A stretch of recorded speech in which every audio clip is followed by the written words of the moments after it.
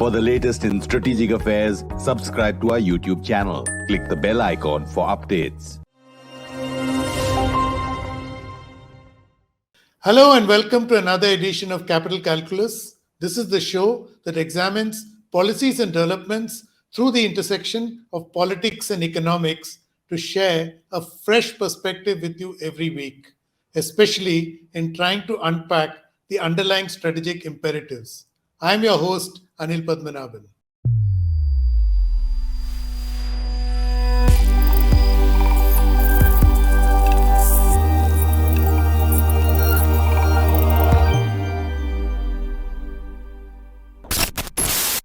On 1st December, India took over the presidency of the G20 group of countries. This is a global high table which is relatively young in its existence but extremely powerful and influential. In a happy coincidence, India is also the serving president of the United Nations Security Council as well as the Shanghai Cooperation Organization. This gives it a vantage position to influence global opinion. But this is easier said than done. Not only is the world facing an economic meltdown, there is deep divides among the nations. So how will India go about this task? To understand this and more, we spoke to Ambassador Gautam Bambawale. The ambassador is a vastly experienced diplomat who has served as India's ambassador both to China as well as Pakistan. So he knows more than his fair share of steering through rough edges. Welcome to the show, Ambassador Bambawale. Ambassador, I want to begin with the India's ascendancy to the presidency of the G20 group of countries. In a happy coincidence, it happens at a time when India is a serving president of the United Nations Security Council as well as the Shanghai Cooperation Organization. So, it's a rare moment when India is head of three pretty powerful multilateral bodies. So, just wanted to get your first thoughts and the significance of this happy coincidence. No, that's an excellent point that you make, Anil, that in 2023 or starting from 1st December, India is not only chairing the UN Security Council for this month, and which will probably the last month of our membership, of our non-permanent membership of the UN Security Council for this period. We'll also be the chair of the Shanghai Cooperation Organization, and we have also taken over the presidency of the G20. You're absolutely right there. I think my initial thoughts are that, there has been, India has been increasing its strength, power, influence in the international system amongst the Committee of Nations. And this here is a recognition that India is influential enough in the international system, in international politics, for it to be playing an important role in making decisions and in setting the rules of the international global system. So I think it is, in a sense, a coming of age of India as a political entity in international politics. So, Ambassador, in another coincidence, again, a happy one at that, the World Bank has just come out with an update on India's economy, and they have identified it as a lighthouse, basically not for the present, but the future too. And they have upgraded India's economic growth rate for this year, which is actually unprecedented given the grim circumstances facing the rest of the world. So, the fact that what you just said, that India is gradually getting accepted in the world, to add to that the economic clout, does this kind of amplify India's voice at a global high table? Well, over the last few years, as you know, Anil, the world has been buffeted by a problem of what has been described by many, including some of us here in Pune, and now even our External Affairs Minister, Dr. Jaishankar, has called it the 3 Cs, which is COVID, climate, and conflict. So over the last few years, the world has been buffeted by these strong headwinds. And most economies across the globe, as you know better than I do, that they have had serious repercussions on them. India seems to have done relatively better. The World Bank has recently stated that this is because India has a large domestic consumer market, and therefore we seem to have done relatively better. I would also say that economic management has been reasonably efficient, reasonably good, and because of that, we are likely to grow. India's GDP is likely to grow by 7% this particular year, 2022-23, financial year 23, if you want to call it that. But I think there are strong headwinds, economic headwinds. We must continue to be careful. And if we can ensure that India grows at 7% or 8% per annum over the next many years, we are poised to become the third largest economy in the world after the United States and China. And as that happens, India will be called upon to take more responsibilities in international politics, in the international system. It will be asked to take on much more responsibility than we are facing, or we are tackling, or we are shouldering even today. And therefore, there is no doubt that while India has always said that given its sheer size, geographic size, population size, and economic size, that India should be part of the group of countries which set the rules for international politics. I think that is now coming true, as you rightly said, from the year 20, in December of 2022 and onwards into 2023. But our responsibilities are only likely to get bigger and more difficult as we move ahead, Anil. So that's the way I look at it.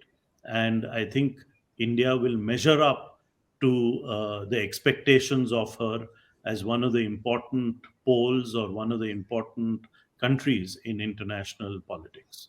Point taken, Ambassador. I guess we are calibrating it to our growing economic and political strengths. I want to take you back to the three C's that you mentioned. India may have evaded the curveball on COVID, climate, and conflict, but the rest of the world is not true. So, how does India go about its presidency and leadership of all these multilateral bodies given this circumstance? Yeah. No, that's an excellent question, Anil, because it's not going to be easy.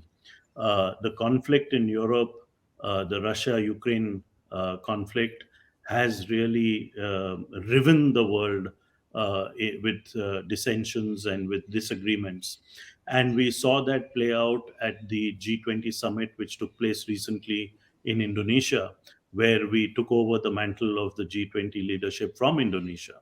So the way I look at it is that these divisions amongst the major countries of the world and amongst global powers of the world is going to continue, including under our leadership of the G20.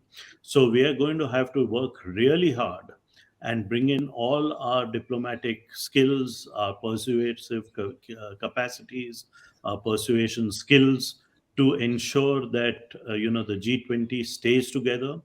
In the past, the G20 has proven to be a useful tool, a useful vehicle for economic for coming to economic decisions across the globe. And I think this is a time when there are economic headwinds that most parts of the globe are facing, including us. That it is all the more important for the G20 to stick together. So it's not going to be an easy task to be the president of the G20. It's going to call upon every skill that India has, not just diplomatic and economic, but also otherwise, to keep the G20 together, to ensure that there is a measured outcome of and a measurable outcome of our presidency of the G20. But I think, we have one skill which is coming to the fore, and which is that we have friends almost all around the globe. Most countries look at India as a partner and a friend. And in that sense, India is now at the forefront of the leadership of the global South. And Prime Minister Mr. Modi has repeatedly said, and all our representatives have repeatedly said, that India will use its presidency of the G20 to project and promote the interests of the global South. And I think that is a very important call that India has given, that don't just look at your own interests, but also those of the developing world, of which we are very much a part. And I think that is going to be a defining feature of India's the leadership of the G20. And we should not be surprised by that, because India's heritage, India's ethos is one in which we look at the world as one family.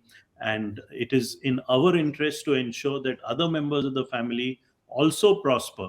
Because if they don't, then we do not prosper. So it is also in our self interest to do this, Anil. And I'll stop there on this particular point. Ambassador, I just want to follow up on what you just said. That there's one problem that India will face, that there are its own potential conflict zones. Its relationships in our immediate neighborhood, particularly China and Pakistan, are not very cordial. Let's put it like that. That is one. Second, the leadership of such bodies always requires the leader to be in a position to give, right? So the United States is a global hegemon, the most powerful country economically. Militarily, it's a question mark today, but politically, yes. So in a sense, it's in a position to give a lot. So in these two contexts, how will India measure up during its presidency? Unfortunately, I must disagree with you, Anil, because what you're saying is not wrong. It's correct. But that is, a paradigm of global power politics, of the balance of power, which used to exist and which continues to exist even today. While that is a reality, there is a certain amount of, in India's foreign policy and in India's approach to international politics, there is a certain amount of what I would define as dharma, in our approach to global politics. And it is not only that we want to others to do well also along with us. It is in our own self-interest that others do well, because if they don't do well, then they will be a drag on on the rest of the world as it moves forward. So I would say that there is this a little bit of idealism in India's approach. There is a whole lot of realism also. I wouldn't say that it's only idealism, and therefore what we will try to do is steer a new path in global politics and international politics. How much it will succeed, we will have to wait and see. It may not succeed in the 1 year that India is the president of the G20 or has the leadership of the G20. It may take a much longer time, but I think change is taking place, change is coming at us, and it is coming at us very fast. And this approach that India has to international politics is something which is going to stand us in good stead, whether it is as the leader or the president of the Shanghai Cooperation Organization or of the G20 or any other role that we may play in the coming years. So that's my point of view.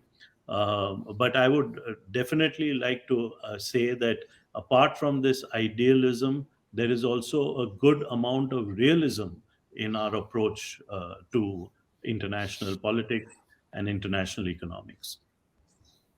Okay, so Ambassador, I agree. The theme India is projecting for the presidency of the G20 is Vasudeva Kutumba, one world, one family.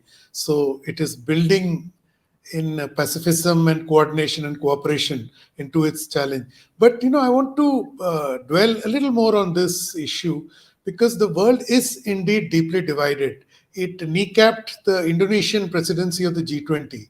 So, and you have served as ambassador to China as well as Pakistan. So you know how to handle rough edges. So in your vast experience that you have, what would you say that India should do differently to avoid the Indonesian kind of trap and try, like you said, a year is not enough to do changes, but at least you can lay a new foundation, as it were. No, you're absolutely right when you say that Indonesia was kneecapped. You're not wrong in that. Your observation is absolutely true and correct. And I think our success will be measured by that. If we can get all the members of the G20 to the high table in India when we do the summit, that itself will be something which will be, it is something which is going to be difficult. But if we can do it successfully, then I would say that we have succeeded as the president of the G20 in bringing in closing the divisions, bringing people together, even if they disagree with each other. So I think you're absolutely right. That will be a measure of one measure of the success of India's presidency of the G20. But also there's life beyond the G20. There's a world beyond G20. So I think India's diplomatic skills and India's own approach to things will come in useful in this process as we move ahead. And as what is absolutely important, Anil, as I've highlighted earlier, and I'd like to repeat that point, is that while we do all of this, we have to also focus on ourselves. We have to ensure that India's GDP growth,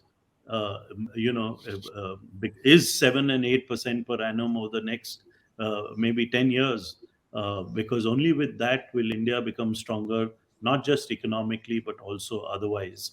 And then you have a possibility where most countries across the world will listen to what you're saying. So there's a strong dose of realism in what I'm saying, not just idealism.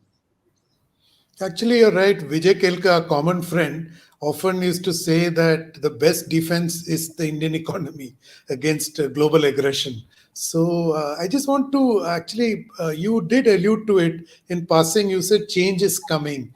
I presume you are referring to the kind of signals we are seeing in a new world order that seems to be emerging slowly and steadily. There was a time when the US was an unchallenged hegemon. Then China appeared on the horizon and everyone started talking of a bipolar world.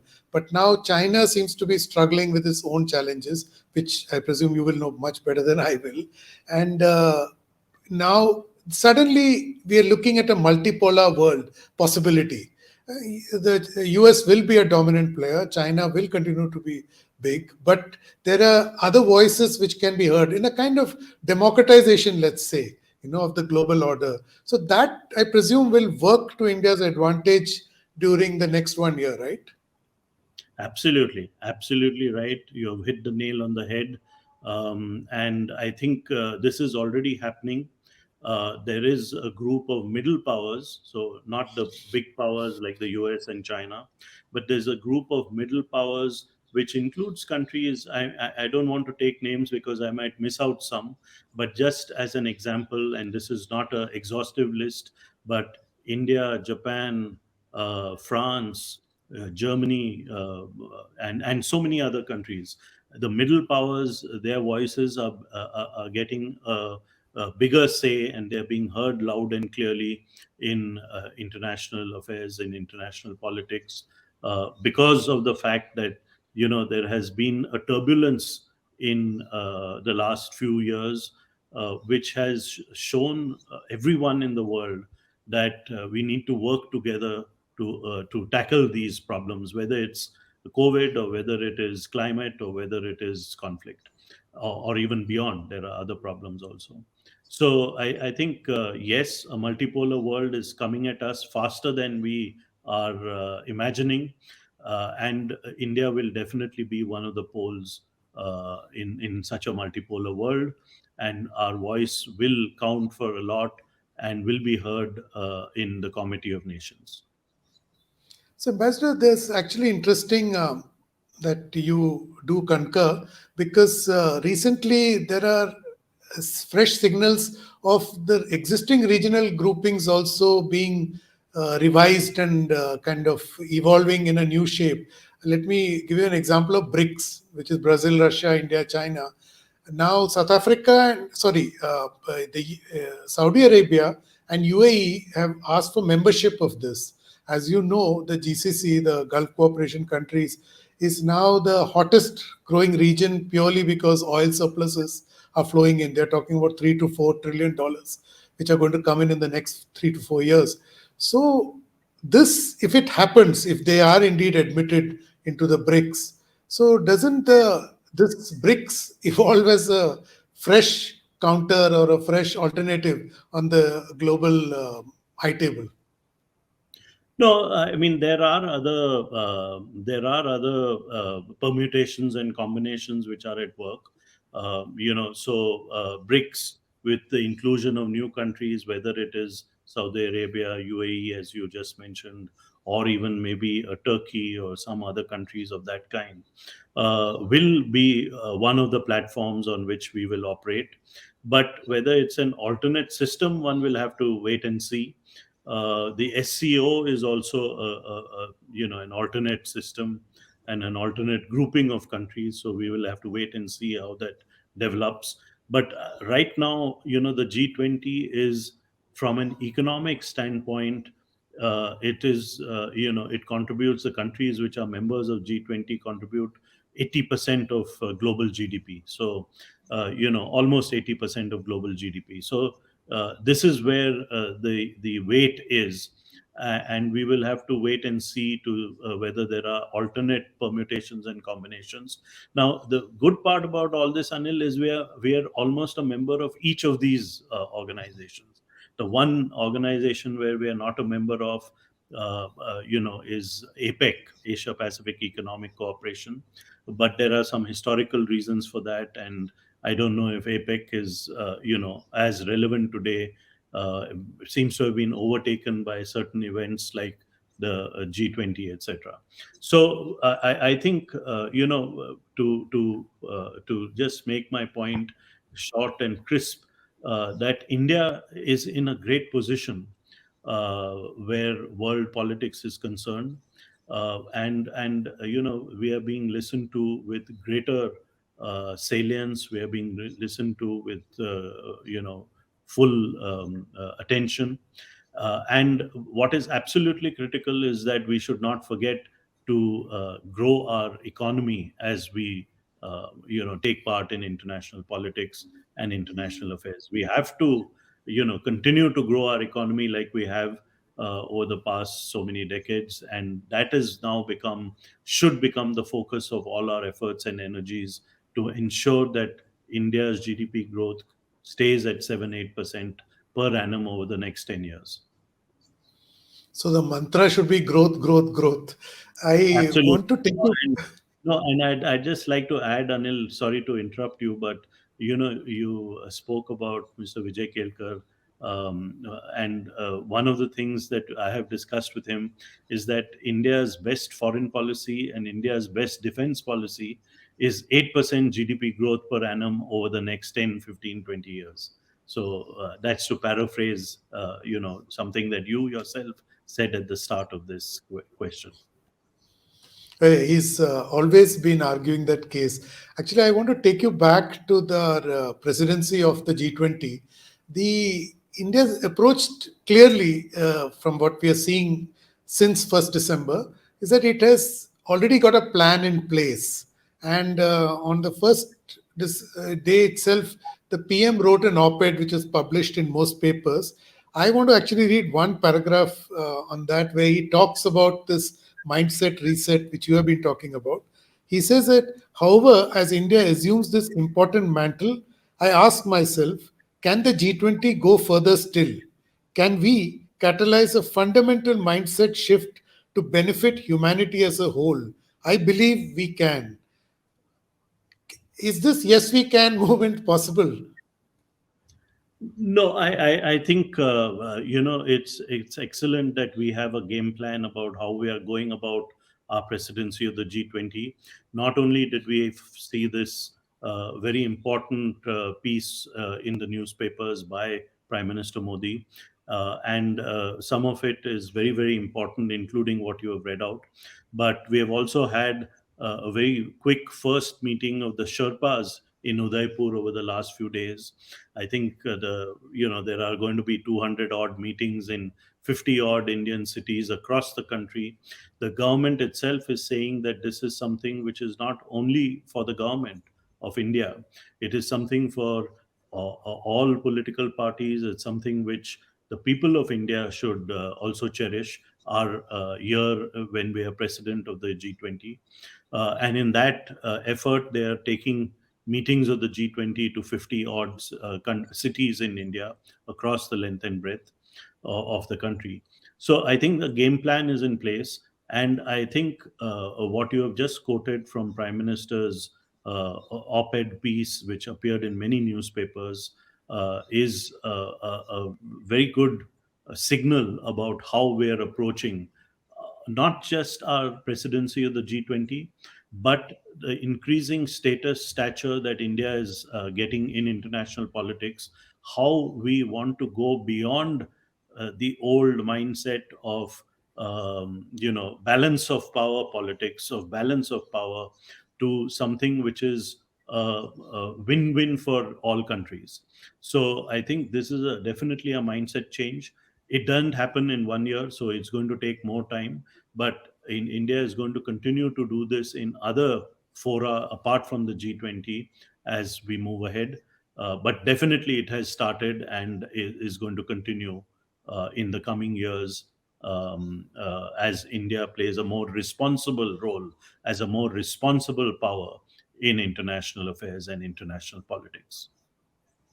You're right. He actually called it the zero sum game. He said it is time we abandoned this to Yeah. embrace more positive and creative change. Elsewhere in the same piece, he talked about the digital public goods. This Aadhaar, UPI, CoWIN, Yeah. and he talked about scaling it to the world. So, do you believe that? Given your vast experience in global diplomacy, that India is in a position to weaponize soft power. Earlier, it used to be cuisine and Bollywood. I remember in the past. But this is a very different play because this impacts everybody. It's not about your hobbies or pastimes. It is touch and feel because the way you pay, the way you consume, the way you live can get influenced by these DPGs. So, do you think India is really in a position to leverage this soft power? No, definitely it is. I will not use the word weaponize.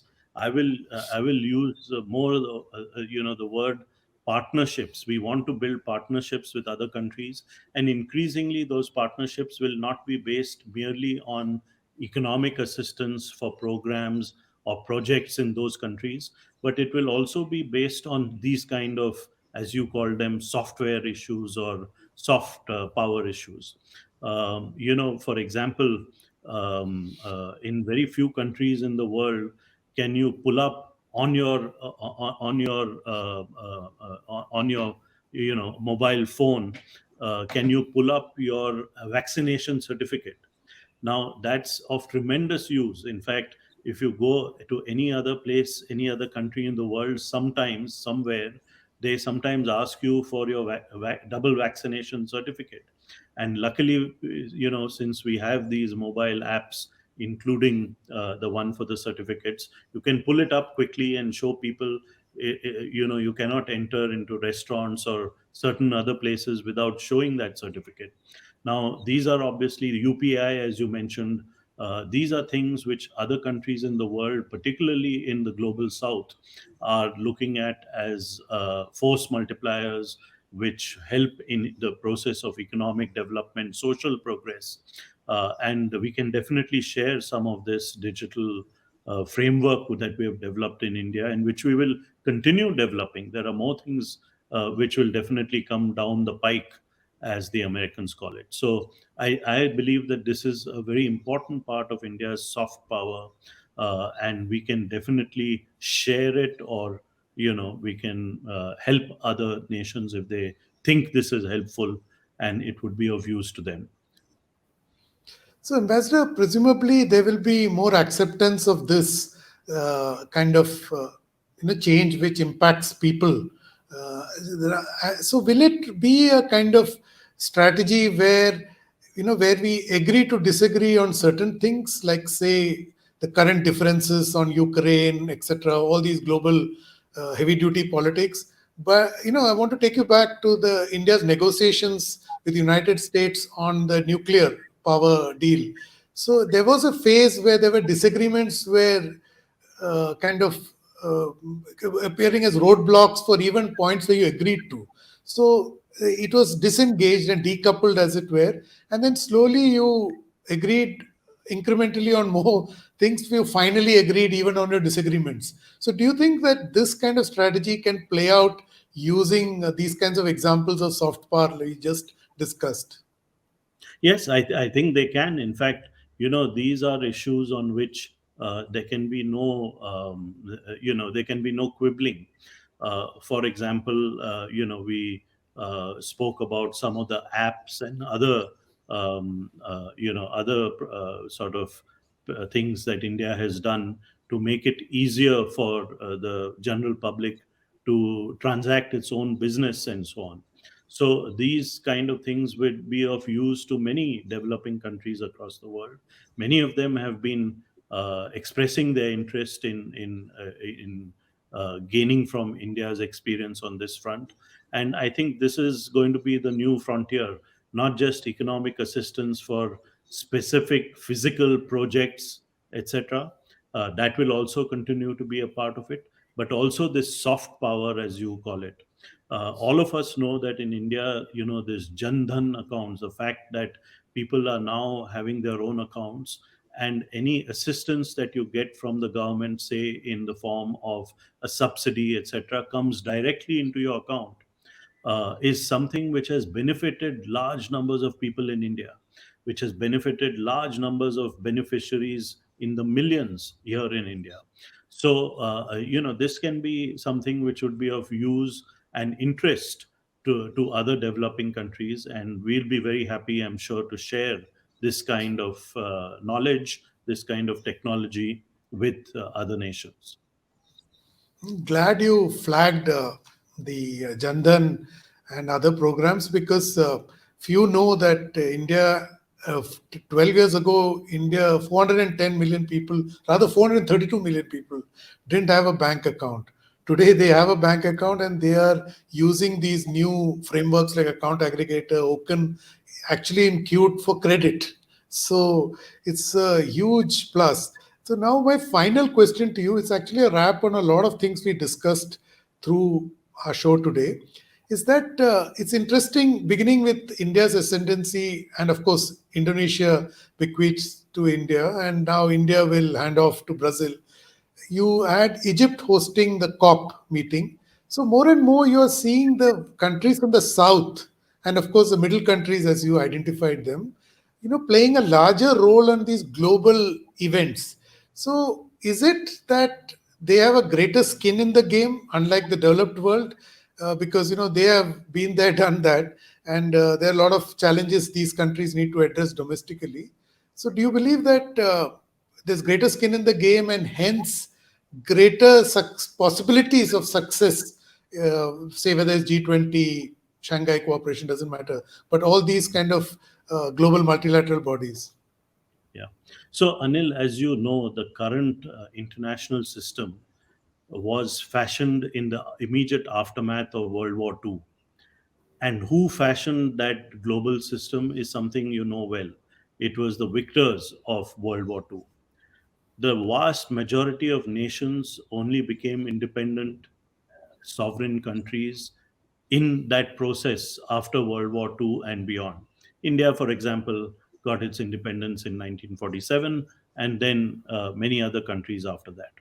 So the current system was fashioned at a time when many of our countries did not even exist as independent sovereign nations. So it is quite obvious that as we move towards, it is quite obvious that the old system, which was set up in the immediate aftermath of World War II, is not being able to deliver the goods, is not being able to play its role because of changed circumstances. and therefore some new ideas, some new system will have to be put in its place. And as we move ahead in reforming, reshaping the global politics and the global international economic system also, that countries like Indonesia, like India, and after India, the next two chairs of the G20 are going to be Brazil and South Africa. So countries like these are going to want to have a say and are going to want to have a voice in shaping the new world order, in the shaping this brave new world which appears to be coming at us faster than we imagine it to be coming.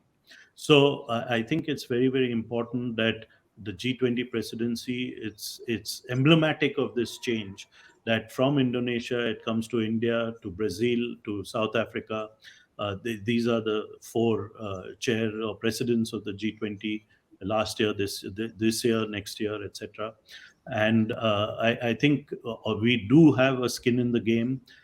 Not to say that other countries, including in the developed world, do not have a skin in the game, but we need to fashion a way to work not only effectively but also speedily and efficiently in fashioning some new rules of the international system, new rules of the international game as we move ahead. So we are definitely going to have a say in these matters as this process unfolds in front of our eyes. Thank you, Ambassador, for signing off on that note of optimism, and thank you for doing this with us.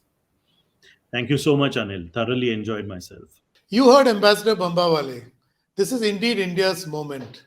However, it has set itself a huge ask to effect, as the Prime Minister himself said, a mindset reset of the world, the way they think and the way they function. The odds will be stacked against India. But then who said change is easy to implement? In India's way, the fact is that it is approaching this task with humongous amount of planning, evident from the first day. As the old adage goes, anything well begun is half done. Thank you for watching. Do subscribe to Strat News Global on YouTube. Hit the bell icon so that you don't miss any updates. And please do share your insights and feedback with us. I'm available on Twitter at Capital Calculus. I'll be back next week with another episode. Till then, stay safe.